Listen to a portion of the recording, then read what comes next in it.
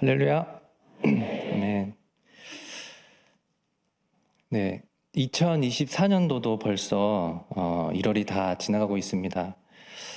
너무나 빠른 이 시간의 흐름 가운데 여러분은 지금 무엇을 생각하며 어떠한 것에 가치를 가지고 달려가고 계십니까?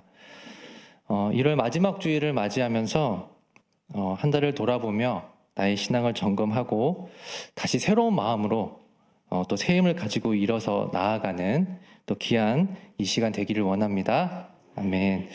그래서 오늘 저는 말씀의 제목을 더 사모할 것으로 정해보았습니다. 더 사모하다라는 의미를 이 시간 조금 생각해 보고자 하는데요. 더 사모하다라는 의미가 여러분 무엇일까요? 내가 사모하는 것, 내가 바라고 그리고 기쁨을 누리는 것이 있다면 그것보다 어떤 것에 대해서 더 바라고 더 기쁨을 누리겠다는 그런 의미라고 볼 수 있을 것입니다. 그렇다면 먼저 이것부터 점검을 해야 될 것 같습니다.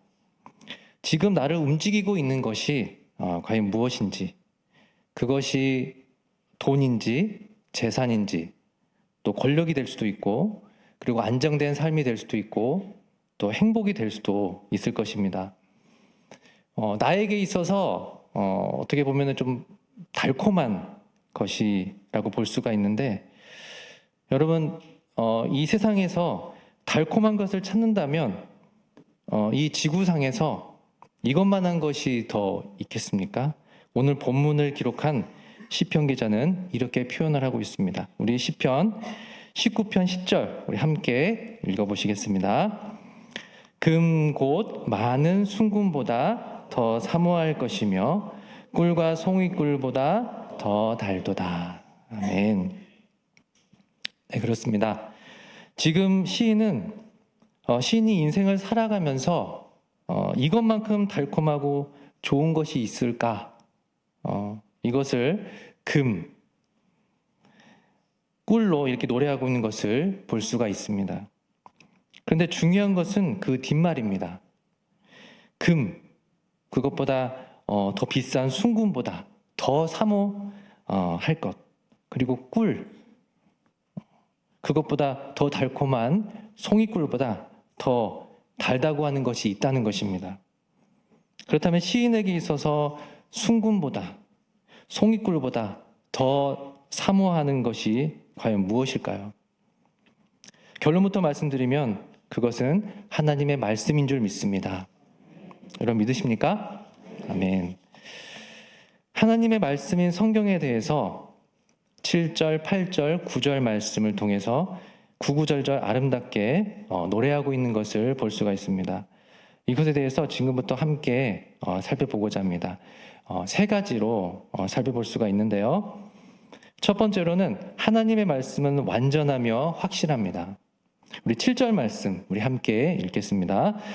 여호와의 율법은 완전하여 영혼을 소성시키며 여호와의 증거는 확실하여 우둔한 자를 지혜롭게 하며. 아멘. 둘째는 하나님의 말씀은 정직하고 순결하다라고 이렇게 말씀하고 있습니다. 우리 8절 말씀 다시 한번 읽어보겠습니다. 여호와의 교훈은 정직하여 마음을 기쁘게 하고 여호와의 계명은 순결하여 눈을 밝게 하시도다. 마지막 세 번째로 하나님의 말씀은 정결하며 진실하다라고 말씀하고 있습니다. 9절 말씀 제가 읽겠습니다. 여호와를 경외하는 도는 정결하여 영혼까지 이르고 여호와의 법도 진실하여 다 의로우니.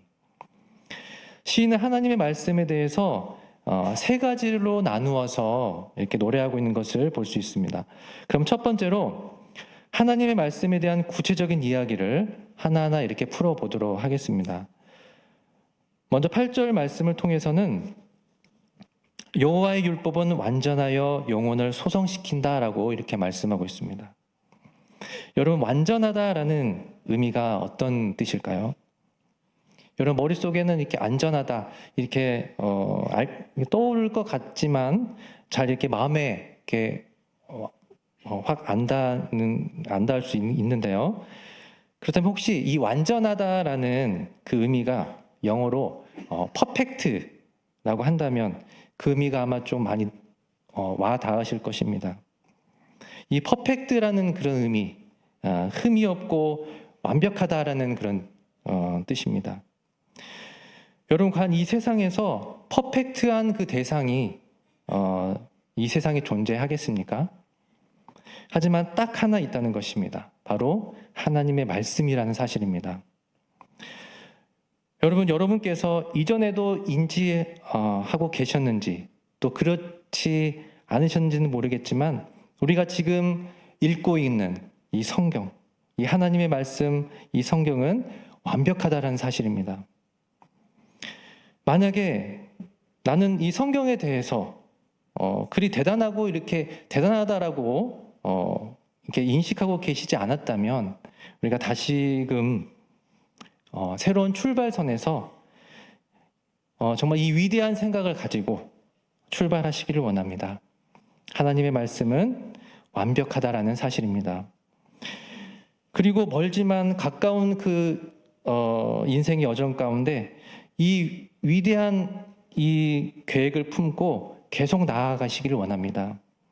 그렇게 하신다면 그 인생은 놀랍게 달라질 줄 믿습니다. 어떻게 달라지겠습니까? 7절 말씀에 이렇게 나와 있습니다. 7절부터 보시면 먼저 영혼을 소성시킨다라고 말씀하고 있습니다.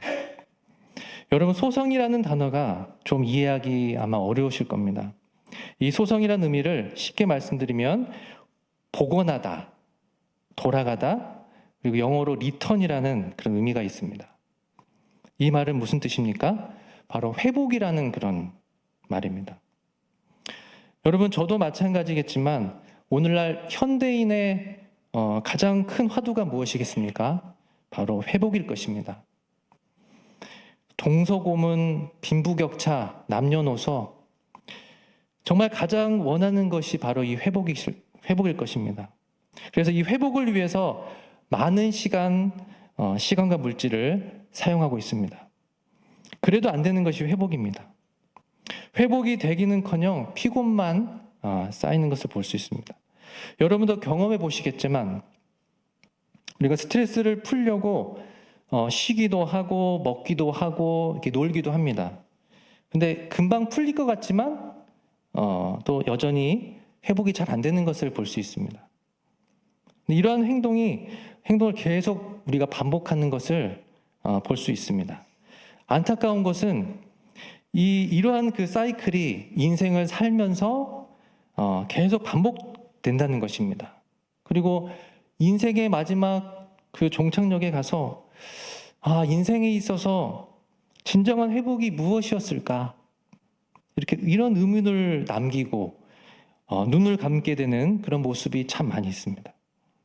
하지만 지금 이곳에 있는 저와 성도님들은 성경에서 이 해답을 찾아낸 줄 믿습니다. 무엇입니까? 여호와의 율법은 완전하여 영혼을 소성시키며 라는 말씀입니다.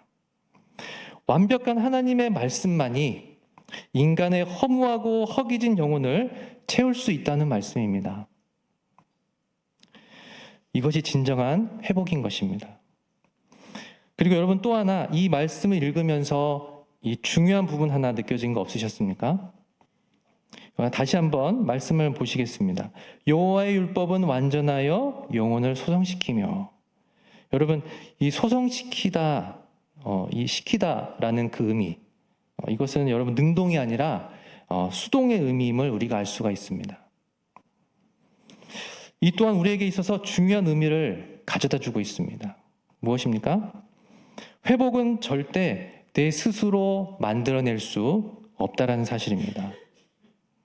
하지만 이것을 모르는 사람은 착각을 하고 있습니다.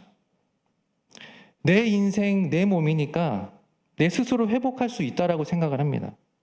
이것은 대단한 자만이고 교만입니다. 하나님의 피조물인 흙덩이인 인생은 결코 내 마음대로 할 수가 없습니다. 1차적으로 내 인생, 내 몸은 내 것이 아니라 우리를 만드신 하나님의 것이기 때문입니다. 그렇기 때문에 회복 역시 내 스스로 회복할 수 없고 하나님께서 회복을 주셔야 된다는 것입니다. 그럼 이 회복만이 이것에 해당이 되는 것일까요? 그렇지 않습니다. 7절, 8절 가운데 우리가 살펴보도록 하겠습니다. 여러분 7절 보시면 여호와의 율법은 완전하여 영혼을 소성시킨다고 이렇게 말씀을 하고 있습니다. 그리고 여호와의 증거는 확실하여 우둔한 자를 지혜롭게 하며 라고 나옵니다. 여러분 지혜롭게 하다라는 것도 여러분 지혜 역시 무엇입니까? 수동의 의미로 나와 있습니다. 내 스스로 지혜로워질 수 없다는 말씀입니다.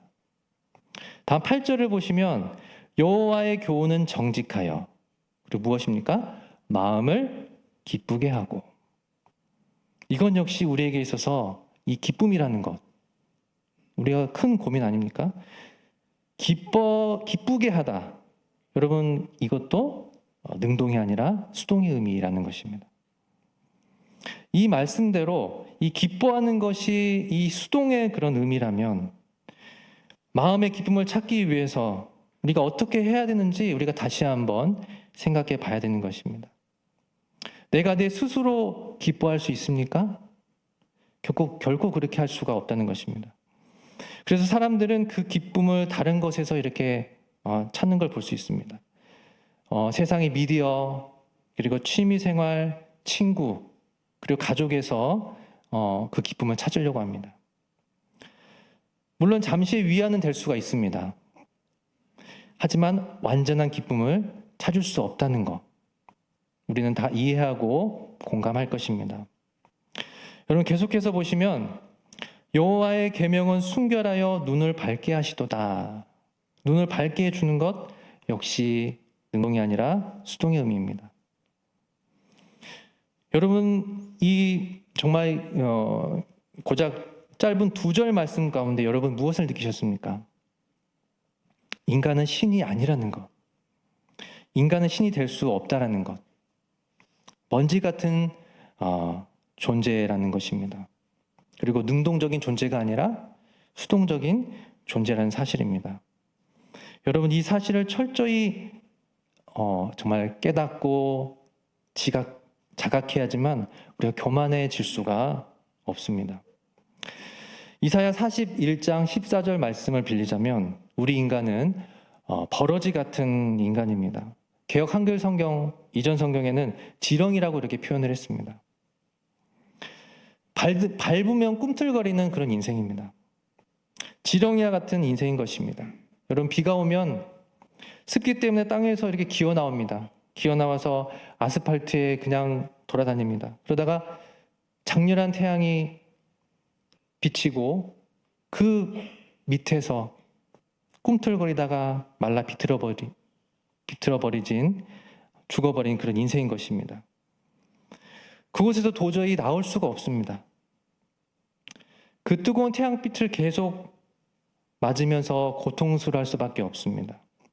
결국 누군가가 막대기를 들고 그늘에서 넣어줘야만 살 수가 있는 존재가 바로 우리들인 것입니다. 여러분 제가 너무 인간을 나약하게 이렇게 말씀드리고 있는 게 아닌가 여러분 생각하실 텐데 하지만 이것이 사실인 것입니다. 우리는 인간이 위대한 존재다라는 그런 착각에서 벗어나야 합니다. 성경은 그렇게 가르치지 않습니다. 그런데 지금 우리가 살고 있는 이 문화, 이 포스트 모더니즘 이 문화에서는 인간은 신이다. 그리고 인간이 신이 될 수가 있다. 라고 이렇게 가르치고 있습니다. 능동적인 인간을 이렇게 말하고 있습니다. 여러분 AI라든지 이 과학이라든지 이런 기술이 이런 가능성을 이렇게 막 보여주고 있습니다. 그래서 우리를 혼란스럽게 만들고 있는 것입니다. 여러분 왜 교회가 무너지고 기독교가 무너져 가고 있습니까? 여러 가지 이유가 있겠지만 내가 이 세상의 중심이고 내가 신이니까 더 이상 하나님을 찾지 않는 것입니다. 찾을 필요가 없다는 것입니다. 하지만 성경은 그렇게 가르치지 않고 있다는 것입니다. 하나님의 권위 아래에 있는 인간은 능동적인 존재가 아니라 수동적인 존재라는 사실입니다. 수동적이라는 것은, 그 의미는 하나님의 말씀인 이 성경, 이 말씀을 믿음으로 그대로 받는, 그대로 수납하는 그런 존재입니다. 아래에서 위로 올라가는 그런 신앙이 아니라 철저히 위에서 아래로 하나님께서 주어진 그 계시의 말씀을 있는 그대로 받는 신앙이 바로 우리 신앙입니다. 있는 그대로 받기 위해서 필요한 것은 무엇입니까? 바로 믿음입니다. 여러분, 반대로 아래에서 위로 올라가는 신앙에 대해서 여러분 어떻게 생각하십니까? 하나님이란 분에 대해서 이성적으로 이렇게 생각을 합니다. 내 생각으로 판단해서 하나님이라는 분, 내 머릿속에 그려져서 그 하나님을 내가 믿는 것입니다. 굉장히 정말 이성적이고 합리적인 것 같습니다. 또는 내가 경험하는 하나님, 내 생각대로 하나님 이런 하나님이겠지라는 그 하나님을 믿는 것. 이건 옳지 않은 그런 신앙인 것입니다. 이처럼 아래에서 위로 올라가는 신앙, 이것은 우리가 교만해질 수 있는 그런 신앙입니다. 여러분, 우리의 신앙은 질문으로부터의 신앙이 아니라 고백으로부터의 신앙이 되어야 될 줄 믿습니다. 여러분, 질문은 아래에서 위로 올라가는 신앙입니다. 반대로 고백은 위에서 아래로 내려가는 겸손의 신앙입니다. 한낱 버러지 같은 인생, 바로 우리의 인생입니다. 우리는 이렇게 만들어진 존재입니다. 어찌 전능하신 그 하나님을 판단할 수 있습니까? 우리 인생은 그럴 수 없는 그런 인생인 것입니다. 하나님의 말씀을 그대로 받아서 아멘으로 고백하며 찬양하며 영광 돌리는 인생이 바로 우리의 인생인 것입니다. 우리는 이와 같은 이 태도를 가져야 되는데 성경은 이것을 두 글자로 이렇게 표현해주고 있습니다. 9절 말씀입니다. 함께 읽겠습니다. 여호와를 경외하는 도는 정결하여 영혼까지 이르고 여호와의 법도 진실하여 다 의로우니. 바로 경외입니다. 경외란 두려움을 의미하는데, 하나님에 대한 두려움은 무서워하는 것이 아니라 그 깊은 존경심에서 나오는 그 두려움을 경외라고 말합니다. 철저한 겸손, 하나님 앞에서 완벽한 순종과 수동적인 그런 모습, 하나님으로부터 내려오는 그 계시의 말씀을 의심 없이 온전한 마음으로 믿음으로 수납하는 그 모습이 경외의 모습인 것입니다. 이에 성경은 경외에 대해서 우리에게 계속해서 그렇게 하라라고 말씀해주고 있는 것을 볼 수 있습니다. 이제 다음으로 한 가지 더 우리가 살펴보려고 하는데요. 지금까지 우리가 7절, 8절을 통해서 수동적인 인간의 그런 측면에 대해서 우리가 살펴보았다면, 이제는 7, 8, 9절 안에서 하나님 중심의 측면에서 우리가 살펴보려고 합니다. 살펴보기에 앞서서 여러분에게 질문 하나 드리려고 합니다. 여러분께서는 하나님 중심의 삶이란 어떤 삶을 말한다고 생각하십니까? 여러분, 여러 가지가 있겠지만 하나님께서 나의 삶의 모든 구석과 영역에서 앞서 있음을 말하는 것이 바로 하나님 중심의 삶이 아닌가, 이렇게 생각해 봅니다. 여러분, 7절을 보시면 율법은 율법인데 어떤 율법이라고 나옵니까? 여호와의 율법이라고 나옵니다. 그리고 계속해서 보시면 여호와의 증거라고 말씀합니다. 8절을 보시면 여호와의 교훈이라고 하고, 또 여호와의 계명, 9절을 보시면 여호와를 경외하는 도, 여호와의 법도, 이렇게 말씀하고 있는 것을 볼 수 있습니다.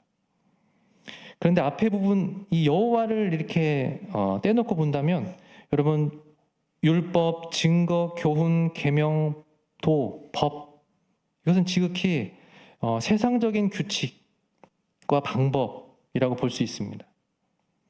하나님을 믿지 않는 그 인생은 이것을 자신의 인생의 나침판으로 여기며 살아가고 있는 것을 볼 수 있습니다. 여러분 어떠십니까? 하지만 이 시를 쓴 시인은 달랐습니다. 모든 것에 여호와 하나님을 자신의 앞에 두었습니다. 삶의 모든 구석과 영역에 여호와 하나님을 내 앞에 두었던 것입니다. 하나님 중심의 그런 삶입니다.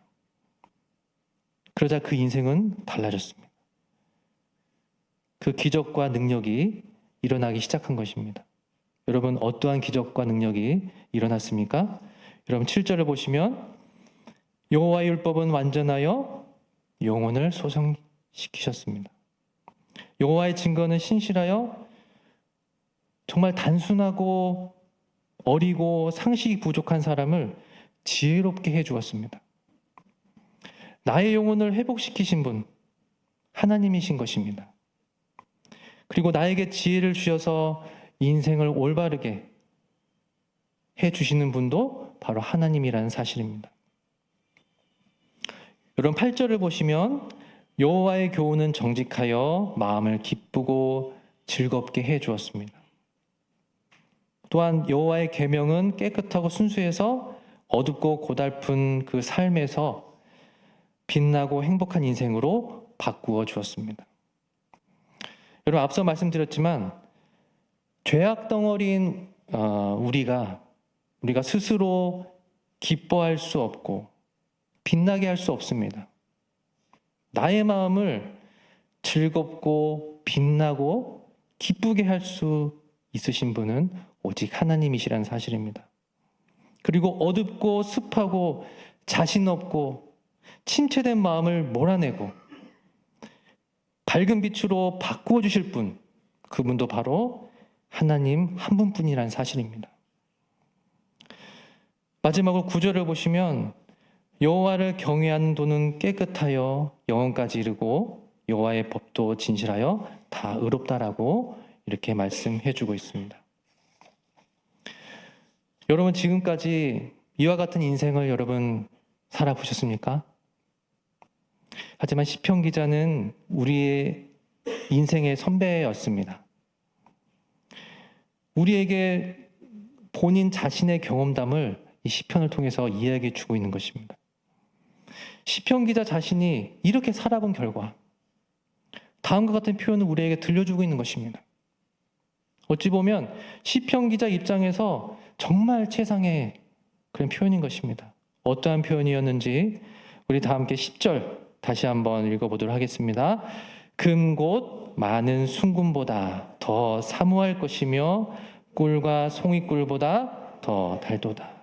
여러분 이 고백 여러분의 고백이 되어지기를 원합니다. 이보다 정말 더 높고 깊고 아름다운 최상의 표현이 이 세상에 어디 있겠습니까?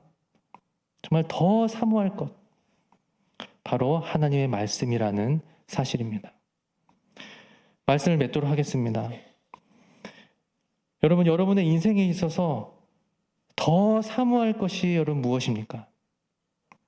특별히 제가 아동부 사역을 하고 있고 이번 주 금요일부터 또 겨울 성경학교가 시작이 되어서 말씀을 드립니다.